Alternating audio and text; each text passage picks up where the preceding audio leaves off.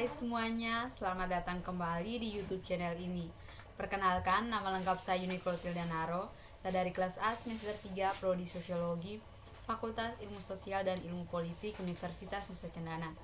Pada kesempatan kali ini, saya akan membahas tentang paradigma sosiologi, teori-teori dalam ilmu sosiologi yang berkaitan dengan tugas untuk ujian tengah semester kali ini. Yang pertama, kita akan membahas tentang paradigma sosiologi. Paradigma berasal dari bahasa Inggris, yaitu paradigm, yang berarti model, pola, dan contoh yang digunakan untuk menunjukkan gagasan sistem pemikiran bentuk kasus dan pola pemecahannya. Paradigma adalah sebuah pandangan yang mendasar tentang apa yang menjadi pokok permasalahan dari suatu cabang ilmu. Secara garis besar, ada 3 paradigma yang dipaparkan oleh George Ritzer yang mendominasi dalam ilmu sosiologi, yaitu yang pertama, paradigma fakta sosial. Dalam paradigma ini terdapat 4 teori, yaitu teori fungsionalisme struktural, teori konflik, teori sistem, dan teori sosiologi makro. Yang kedua yaitu paradigma definisi sosial. Dalam paradigma ini terdapat 3 teori sosial, yaitu teori tindakan, teori interaksionisme simbolik, dan teori fenomenologi. Yang ketiga yaitu paradigma sosial. Paradigma ini memiliki 2 teori sosial, yaitu teori perilaku sosial, sosiologi, dan teori pertukaran. Yang pertama yang akan kita bahas yaitu fakta sosial. Menurut Emil Durkheim, fakta sosial merupakan seluruh cara bertindak, baku maupun tidak, yang dapat berlaku pada diri individu sebagai sebuah paksaan eksternal, atau bisa juga dikatakan bahwa fakta sosial adalah seluruh cara bertindak yang umumnya dipakai dalam suatu masyarakat dan pada saat yang sama keberadaannya terlepas dari manifestasi individu. Secara garis besar, fakta sosial yang menjadi pusat perhatian dalam penyelidikan sosial terdiri dari 2 tipe, yaitu struktur sosial dan pranata sosial. Dari teori tersebut dibagi lagi dalam yang pertama, teori fungsionalisme struktural. Teori fungsionalisme struktural adalah suatu bangunan teori yang paling besar pengaruhnya dalam ilmu sosial di abad sekarang. Menurut teori struktural fungsional, masyarakat sebagai suatu sistem memiliki struktur yang terdiri dari banyak lembaga, di mana masing-masing lembaga memiliki fungsinya tersendiri. Struktur fungsi dengan kompleksitas yang berbeda-beda ada pada setiap masyarakat, baik itu masyarakat yang modern maupun yang primitif. Pemikiran struktural fungsional sangat dipengaruhi oleh pemikiran biologis, yaitu menganggap masyarakat sebagai organisme biologis yang terdiri dari organ-organ yang saling bergantungan. Yang kedua yaitu konflik. Teori konflik dibangun dalam rangka untuk menentang secara langsung terhadap teori fungsionalisme struktural. Tokoh utama dalam teori ini adalah Ralph Dahrendorf. Proposisi yang dikemukakan oleh penganut teori konflik bertentangan dengan proposisi yang dikemukakan oleh penganut teori fungsionalisme struktural. Menurut Dahrendorf, kekuasaan dan wewenang senantiasa menetapkan individu pada posisi atas dan bawah dalam setiap struktur. Karena wewenang itu adalah sah, maka setiap individu yang tidak tunduk terhadap wewenang yang ada akan terkena sanksi. Dengan demikian, Dahrendorf menyebutkan masyarakat sebagai persekutuan yang terkoordinasi secara paksa. Yang ketiga yaitu teori sistem. Teori sistem dicetuskan oleh George Ritzer pada paradigma fakta sosial. Maksudnya adalah penggunaan teori ini dikhususkan pada masalah-masalah sosial yang berkaitan dengan nilai-nilai pranata-pranata sosial yang menganut dan menyelenggarakan eksistensi kehidupan dalam masyarakat. Sistem sendiri merupakan suatu kesatuan dari elemen-elemen fungsi yang beragam, saling berhubungan dan membentuk pola yang mapan. Hubungan antara elemen-elemen sosial tersebut adalah hubungan timbal balik atau hubungan dua arah. Selanjutnya yaitu teori sosiologi makro.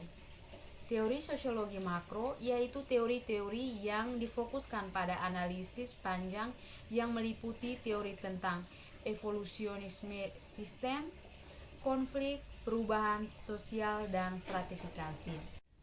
Selanjutnya yaitu paradigma definisi sosial. Paradigma definisi sosial bercirikan interaksi dengan norma sehingga menimbulkan makna dari perilaku yang bersifat kontinu. Selain itu, dalam paradigma ini selalu melihat hal-hal yang khusus. Dalam paradigma definisi sosial ini juga terdapat 3 teori. Yang pertama, teori tindakan. Tindakan sosial merupakan suatu proses di mana karakter terlibat dalam pengambilan keputusan subjektif tentang sarana dan cara untuk mencapai tujuan tertentu yang telah dipilih. Yang kedua, teori interaksionisme simbolik.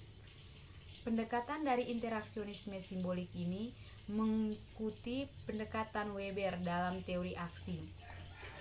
Teori ini menolak pandangan paradigma fakta sosial dan perilaku sosial dengan alasan yang sama. Yang ketiga yaitu teori fenomenologi. Fenomenologi berarti studi tentang cara di mana fenomena hal-hal yang kita sadari muncul kepada kita dan cara yang paling mendasar dari munculnya sebagai suatu aliran pengalaman-pengalaman indrawi yang berkesinambungan yang diterima melalui panca indera. Yang ketiga yaitu paradigma perilaku sosial. Dalam paradigma perilaku sosial terdapat sesuatu yang dapat memicu perilaku seseorang yang ditentukan oleh stimulus yang datangnya dari luar, yang terjadi di dalam lingkungan aktor dan dalam tingkah laku dari aktor tersebut. Dalam paradigma perilaku sosial terdapat 2 teori, yaitu yang pertama, teori perilaku sosial. Teori ini dibuat dalam rangka menerapkan prinsip psikologi perilaku ke dalam sosiologi. Teori ini memusatkan perhatiannya kepada hubungan antara akibat dari tingkah laku. Selanjutnya yaitu teori pertukaran. Tokoh utama dalam teori ini adalah George Hohmann. Teori ini dibangun dengan maksud sebagai reaksi terhadap paradigma fakta sosial. Berikut ini adalah nama-nama tokoh pencetus dari teori sosial tersebut.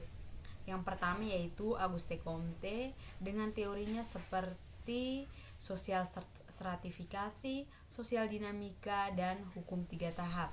Selanjutnya yaitu Emile Durkheim, yaitu dengan teori tentang teori sosial, karakteristik fakta sosial dan fakta sosial, materi dan non-materi. Selanjutnya yang ketiga yaitu Karl Marx, yaitu dengan teori konflik, aliansi, dan teori kelas sosial. Yang keempat yaitu Max Weber dengan teori tindakan sosial. Selanjutnya yang kelima yaitu George Smale, yaitu dengan teori pertukaran nilai dan juga uang dan nilainya. Yang ke-B yaitu teori struktural fungsional.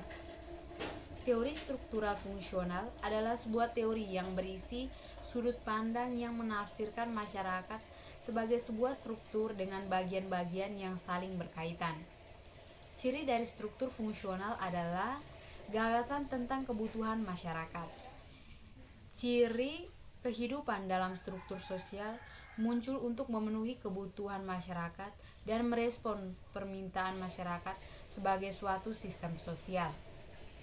Teori struktural fungsional juga mengutamakan bagaimana pandangan harmonisasi dan regulasi yang dapat dikembangkan lagi secara lebih jauh sebagai berikut. Yang pertama, masyarakat harus dilihat sebagai suatu sistem yang kompleks. Yang kedua, setiap bagian dari masyarakat memiliki fungsi penting dalam eksistensinya dan stabilitas keseluruhannya. Yang ketiga yaitu semua masyarakat mempunyai mekanisme untuk mengintegrasikan diri. Tokoh-tokoh dari perspektif struktur fungsional. Yang pertama ada Robert King Merton. Menurut Merton, mengumpulkan 3 sumber-sumber analisis fungsional yang kemudian disempurnakan lagi, yaitu yang pertama, kesatuan fungsional masyarakat yang dapat dibatasi sebagai suatu keadaan di mana seluruh bagian dari sistem sosial bekerja sama dalam suatu tingkat keselarasan atau konsistensi internal yang memadai tanpa menghasilkan konflik yang berkepanjangan yang tidak dapat diatur atau diatasi. Yang kedua yaitu fungsionalisme universal. Yang berkaitan dengan yang pertama, fungsionalisme universal menganggap bahwa seluruh bentuk sosial dan kebudayaan yang sudah baku memiliki fungsi-fungsi yang positif. Yang ketiga yaitu dalam setiap peradaban, kebiasaan, ide, objek, material, dan kepercayaan memenuhi beberapa fungsi penting yang tidak dapat dipisahkan dalam kegiatan sistem sebagai keseluruhan. Yang kedua yaitu menurut Talcott Parsons, teori struktural fungsional yang dikembangkan oleh Parsons bersifat empiris positif dan ideal. Pandangannya tentang tindakan manusia bersifat voluntaristik, yang artinya tindakan tersebut didasarkan pada dorongan dari kemauan dengan mengindahkan nilai, ide, dan norma yang disepakati secara bersamaan. Tindakan manusia individu memiliki kebebasan untuk memilih sarana dan tujuan yang akan dicapai, dan hal itu dipengaruhi oleh kondisi atau lingkungan, sedangkan apa yang dipilih tersebut dikendalikan oleh nilai dan norma. Talcott Parsons juga mengatakan bahwa apabila ingin memahami tentang manusia, maka harus dipelajari seperti mempelajari tubuh manusia, di mana struktur dari tubuh manusia memiliki berbagai bagian yang saling berkaitan dan berhubungan satu sama lain dan memiliki fungsi yang jelas dan khas. Selanjutnya yaitu yang ke-C, teori konflik. Teori konflik adalah sebuah pertentangan kelas sosial antara kelompok masyarakat yang terdiri dari kelompok tertindas dan kelompok penguasa, sehingga akan mengarah pada bentuk perubahan perilaku sosial, baik yang mengarah pada dampak positif dari perubahan sosial maupun yang mengarah pada dampak negatif dari perubahan sosial. Berikut ini adalah teori konflik menurut para ahli. Yang pertama, menurut Karl Marx. Karl Marx sebagai pencetus awal mula teori ini berpendapat bahwa tujuan dari masyarakat seutuhnya adalah menciptakan kondisi masyarakat tanpa kelas atau sosialisme, di mana dalam hal ini identik dengan konflik kelas sosial yang merupakan sumber paling berpengaruh dalam semua perubahan sosial. Dalam teori Karl Marx terdapat beberapa fakta sosial sebagai berikut. Yang pertama, adanya struktur kelas dalam masyarakat. Yang kedua, adanya kepentingan ekonomi yang saling bertentangan di antara orang-orang yang berada dalam kelas sosial yang berbeda. Yang ketiga yaitu adanya pengaruh yang dilihat dari kelas ekonomi terhadap gaya hidup sekarang. Karl Marx menguraikan tentang adanya kelas objektif. Kelas ini dapat dibagi atas kepentingan manifest dan kepentingan laten yang sama. Oleh karena itu, setiap sistem sosial harus dikoordinasi dan mengandung kepentingan laten yang sama. Kelompok tersebut bisa dikenal dengan istilah kelompok semu. Kelompok semu adalah kelompok yang terdiri dari orang-orang yang sifatnya sementara, tanpa adanya struktur, ikatan, kesadaran, dan aturan. Yang kedua yaitu menurut Ralph Dahrendorf. Ralph Dahrendorf mengatakan bahwa semua perubahan sosial yang dialami oleh manusia merupakan hasil dari konflik kelas dalam masyarakat. Dahrendorf sangat yakin bahwa konflik dan pertentangan menjadi bagian-bagian hidup dalam masyarakat.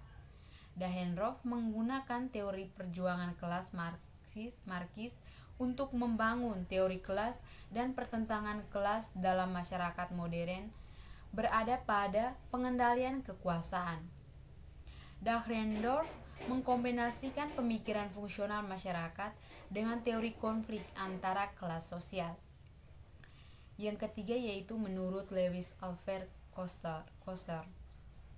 Menurut Kosser, konflik yang terjadi di dalam masyarakat disebabkan karena adanya kelompok-kelompok lapisan bawah yang semakin mempertanyakan legitimasi dari keberadaan distribusi sumber-sumber langka.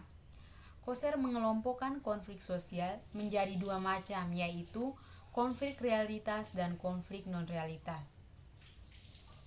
Konflik realitas sendiri merupakan konflik yang berasal dari kekecewaan individu atau kelompok atas tuntutan yang terjadi dalam hubungan sosial.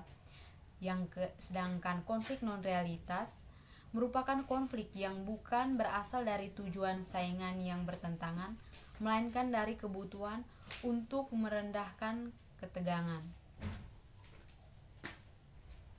Selanjutnya yang keempat yaitu menurut George Hauts. Ia menganggap bahwa teori konflik sebagai alternatif terhadap teori struktural fungsional.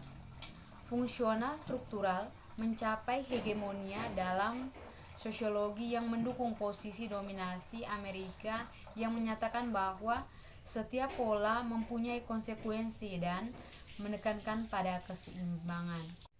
Dari penjelasan mengenai beberapa teori konflik menurut para ahli di atas, dapat disimpulkan bahwa prinsipnya yang menjadi dasar adanya teori konflik yaitu konflik sosial dan perubahan sosial yang selalu tersedia dalam struktur kehidupan masyarakat. Pandangan ini juga didasarkan pada sistem sosial masyarakat pada masa itu yang terjadi dari pembagian kelas borjuis dan proletar. Selanjutnya yang kedua yaitu teori pertukaran.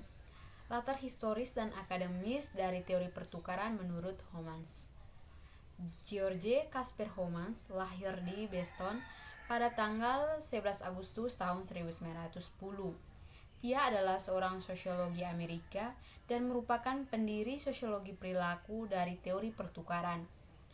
Homans terkenal karena penelitiannya dalam perilaku sosial dan karya-karyanya termasuk Human Group dan lain-lain. Bagi Homans, semua masyarakat terorganisasi ke dalam sistem berdasarkan sistem sosial yang terkecil yaitu kelompok. Homans juga mencoba untuk membawa individu ke dalam analisis sosiologi di mana ia menggunakan perilaku untuk menjelaskan struktur sosial. Teori pertukaran menurut Homans bertumpuan pada asumsi bahwa orang terlibat dalam perilaku untuk memperoleh ganjaran atau menghindari hukuman. Teori ini dilandasi oleh prinsip transaksi ekonomi di mana orang menyediakan barang atau jasa dan sebagai imbalannya adalah memperoleh dengan 5 proposisi yaitu proposisi sukses, stimulus, nilai, dan depresif statistik, serta restu agresif. Teori pertukaran Homans merupakan sebuah reaksi terhadap paradigma fakta sosial yang dikemukakan oleh Durkheim. Homans mengatakan bahwa proses interaksi sosial dapat memunculkan suatu fenomena baru akibat dari interaksi tersebut.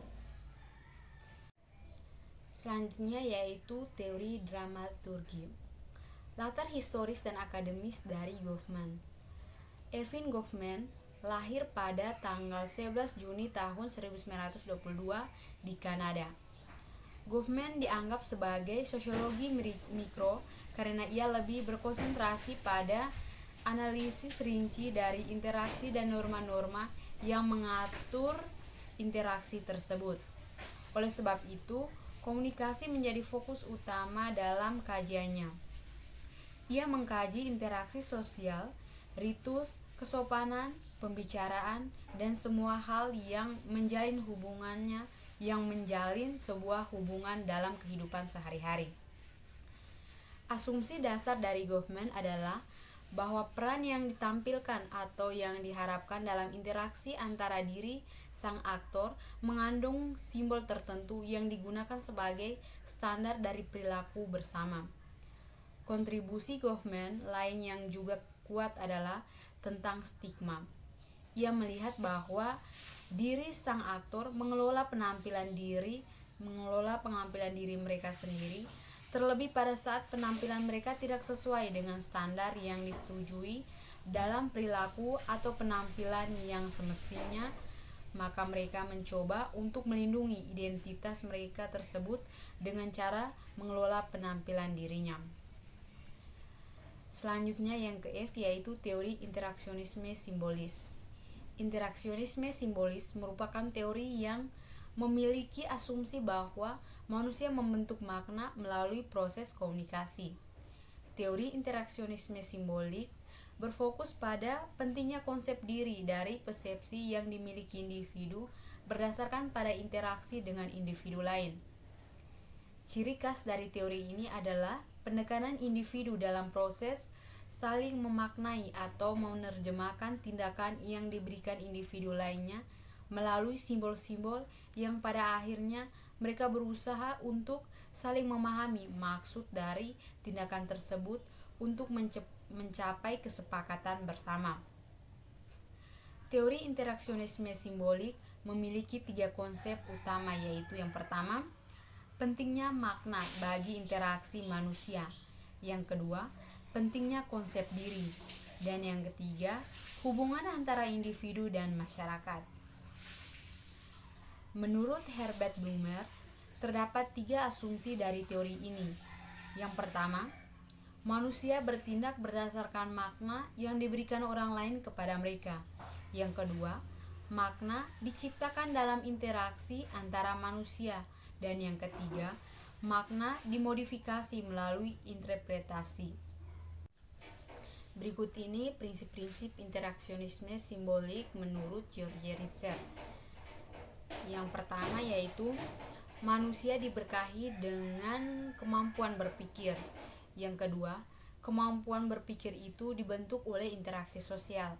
Yang ketiga, orang belajar makna dan simbol yang memungkinkan mereka menerapkan kemampuan khas mereka sebagai manusia. Yang keempat, makna dan simbol memungkinkan orang melanjutkan tindakan dan interaksi. Yang kelima, orang mampu memodifikasi atau mengubah makna dan simbol yang mereka gunakan dalam tindakan dan interaksi mereka atas situasi. Yang keenam, seorang mampu melakukan modifikasi karena kemampuan mereka berinteraksi. Dan yang ketujuh yaitu pola interaksi yang terjalin ini membentuk kelompok masyarakat. Bagi Mead, tindakan variabel merupakan mekanisme utama interaksi manusia. Penggunaan bahasa isyarat simbolik oleh manusia dalam interaksi sosial mereka pada gilirannya memunculkan pemikiran dan diri. Berpikir bagi Mead sebagai suatu percakapan terinternalisasikan atau implisit antara individu dengan dirinya sendiri menggunakan isyarat-isyarat. Dalam interaksi simbolik, pikirannya adalah tentang masyarakat itu sendiri, di mana masyarakat harus lebih dulu ada sebelum adanya pemikiran, dan pikiran sendiri adalah bagian integral dari proses sosial. Pemikiran adalah mekanisme penunjuk diri untuk menunjukkan makna pada diri sendiri dengan orang lain. Baik, selanjutnya yaitu manfaat mempelajari teori interaksi simbolik. Di antaranya adalah yang pertama, memahami premis dasar teori interaksi simbolik. Yang kedua, memahami asumsi dasar teori interaksi simbolik. Yang ketiga, memahami berbagai prinsip utama dalam teori interaksi simbolik. Yang keempat, memahami bagaimana persepsi interpersonal mempengaruhi komunikasi interpersonal. Dan kelima yaitu memahami konsep diri dan proses identitas. Baik, terima kasih karena sudah menonton video ini. Saya minta maaf apabila dalam pemaparan materi kali ini masih terdapat kesalahan. Saya juga berharap semoga materi yang sudah saya sampaikan barusan bisa bermanfaat bagi teman-teman sekalian. Maka dari itu, jangan lupa like, comment, share ke teman-teman kalian. Terima kasih.